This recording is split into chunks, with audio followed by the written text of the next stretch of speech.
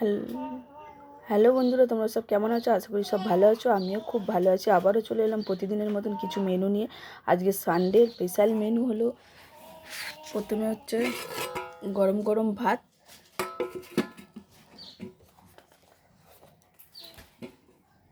তারপরে হচ্ছে আলু মাখা, এটা হচ্ছে শুক্তো, এটা হচ্ছে কাতলা মাছ সর্ষে পোস্ত দিয়ে,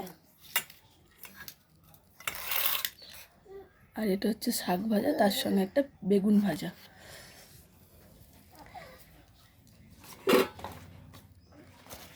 তারপরে এটা হচ্ছে স্যালাড,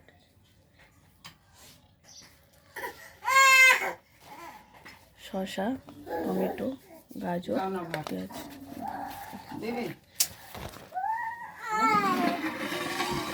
এটা হচ্ছে বিরিয়ানি।